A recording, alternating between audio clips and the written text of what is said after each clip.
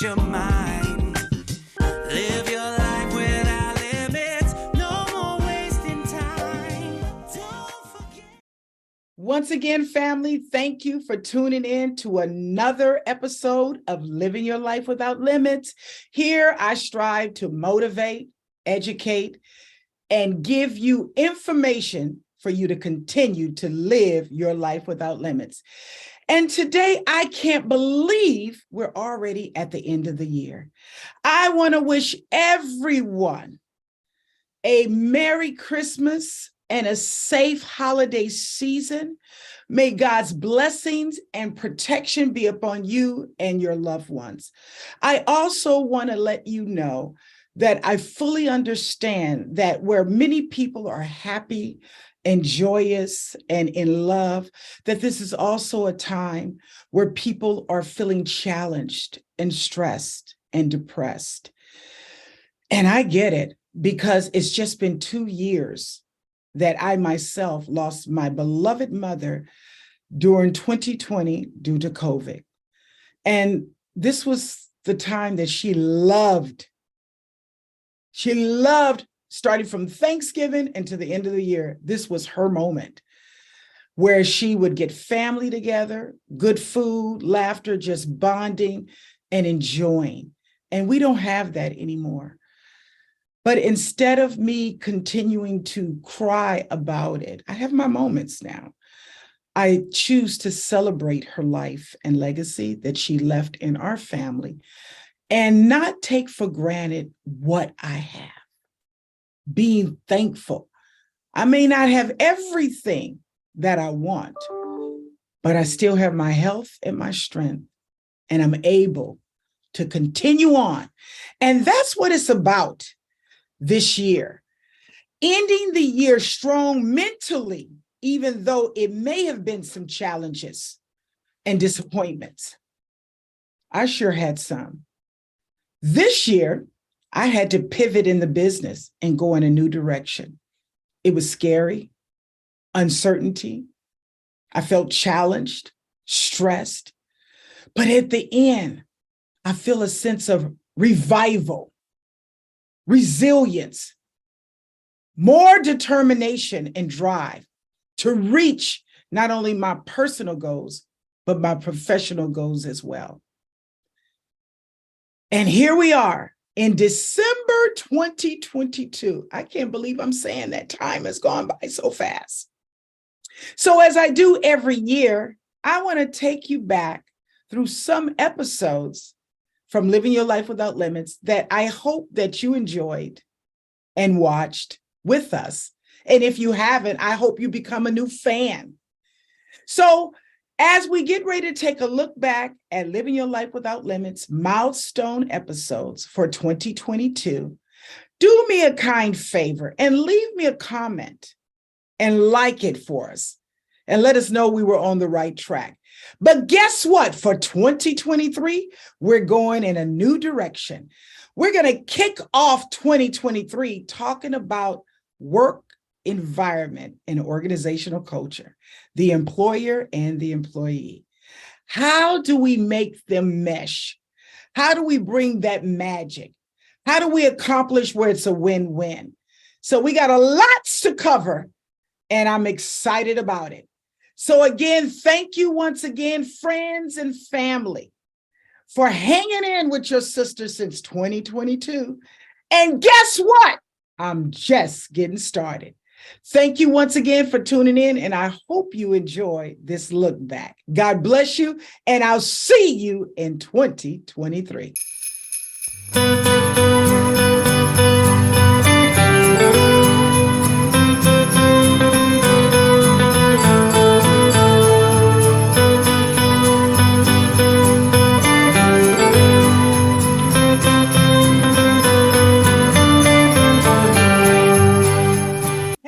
It's your girl, Shannon Jackson, the People's Nurse, Living Your Life Without Limits. Listen, I am on set at LYLWL's Valentine's Day Bash, and one of the opening acts, I mean, he killed it. He could have been a closer. He was so good.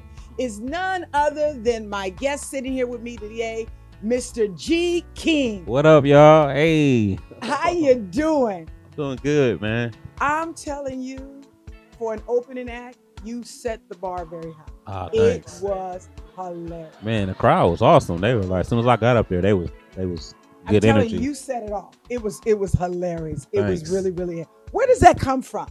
Where, the comedy? Yeah, your comedy type, this Man, story. it just comes from like, I mean, outside of like the stage, I get up like 2-3 times a day. So I'm just like working, you know what I mean? Like I get up a lot and work on it. So to make it look like that, to make it look like, you know what I'm saying? Like I'm just. It was like he was just telling the story and it was hilarious. Honestly, it was. We was in stitches. We was with the whole. I don't want to give it away because I want people to watch it, but it was hilarious. Yeah. So, what inspired you to go into comedy? I just got inspired by like I was going to comedy clubs as like just going just to hang out, and then kind of just got bit by it. Like I mean, I think I could do that. And then I went to a like an open mic night, and then got the guts to do it, and then from there on I've been doing it for like what's going on? It'll be 15 years in July. Yeah, I've been doing it for a while. Yeah. So you just continue to perfect it. Yeah, How just do keep. you continue to be passionate about it and stay relevant and edgy like that? It was like totally dope. It was very, very. Man, I don't know. I just like I like doing it. So it's you know, I'm passionate because I love stand up. So it just comes out like that. You know what I mean? I guess if you love it, you know, you'll be passionate about it.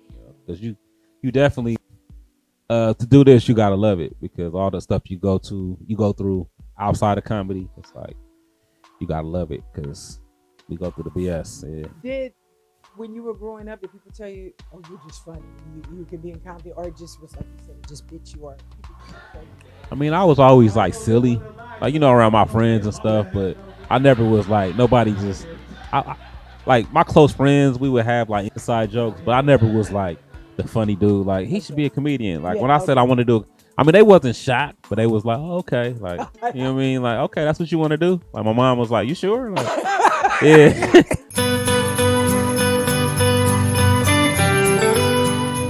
And I'm here to work with her in supporting the high schools.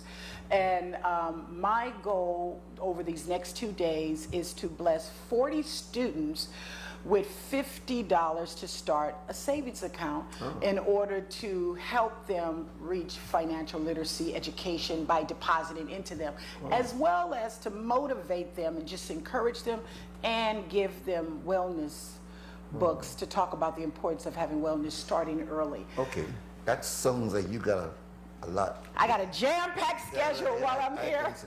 Well, let's start with the $50 deposit for each child. Yes. I like that idea. To get children started with Absolutely. that. What is the objective there? To teach them how to save? How to save money. Yeah. Okay. How to save money. Is that through a credit union or it's going to be Dr. Carol, so I'm gifting it on behalf of the People's Nurse. So you're the one making the money. I'm actually available. giving the financial money. That's and great. Dr. And that's Carol, for 50 children, you said? 40 children 40 will each get $50. $50, okay. And then we have the wellness journals that we're passing out to a bunch. I think we got over 200 journals. And then we got and t-shirts. these are your journals? These are my custom-made journals that we'll talk about today here that we want to give out about self-care. Right. But in terms of the money, it's to help them understand planting the seed of how to become financially stable. Oftentimes, many of the kids today, and I'm sure it's no different in Belize, you give them something, they spend it right away. Yes. They don't recognize the value of money or how to manage money. You know, and many people, it's not always how much you make, it's how you manage your money. Right. I know a whole lot of broke rich people. Does that make any sense? Broke rich people. In other words, they live a rich lifestyle on the outside and different things, and yet they are financially drained. And you hear about it when they die. They're not literate. Yeah. They're not literate in it because we don't understand how to manage money. So I applaud Dr. Barb for what she's doing to teach them how to manage money, not just get whatever you get and spend it all. So in order to help in that effort, I wanted to be a blessing in that. I said, I want to be a nurse. she encouraged us to go. Even though we didn't know what we wanted to do, we didn't know if we could make it or whatever was going to happen.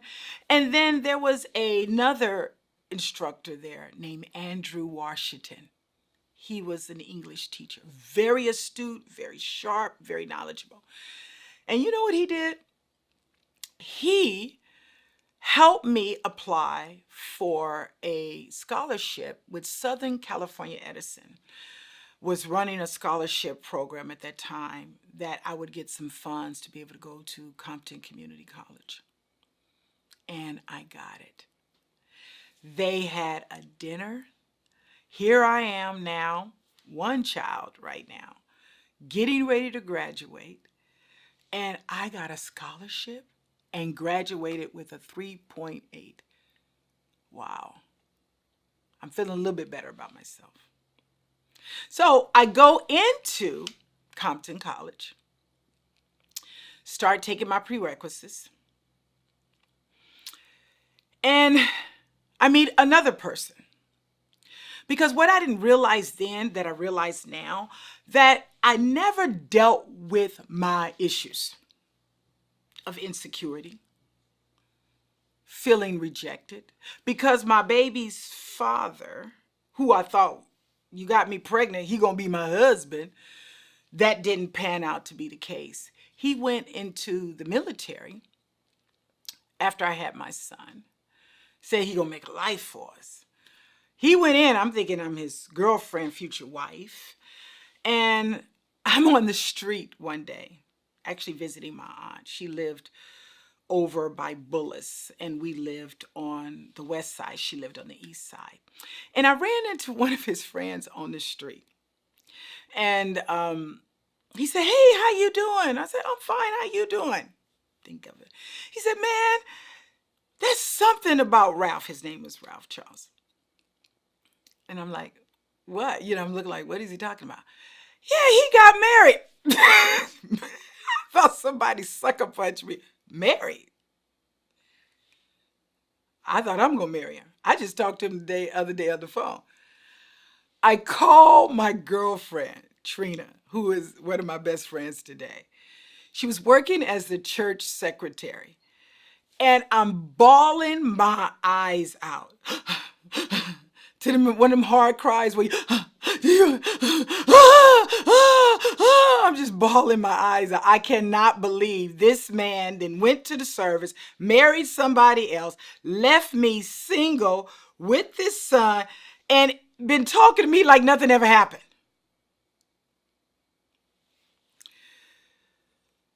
You think you're over something? It's important that you allow yourself to heal, whatever it is, so that you can go forward healthy and not repeat the same mistakes.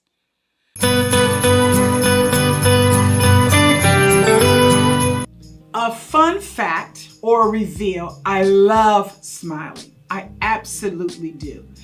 Personally, I enjoy wearing it, and I personally have had many people tell me how much smiling has meant to them, how it changed their mood. Just the other day, literally just the other day, I was going in to see a client in San Diego, and it was about, I'd say about 6:45 in the morning.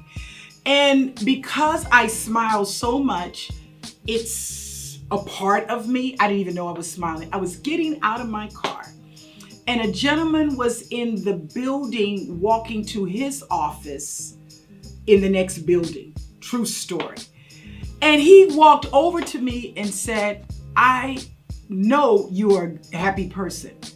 He said, because it's 6:45 or so in the morning and you are smiling and you have made my day.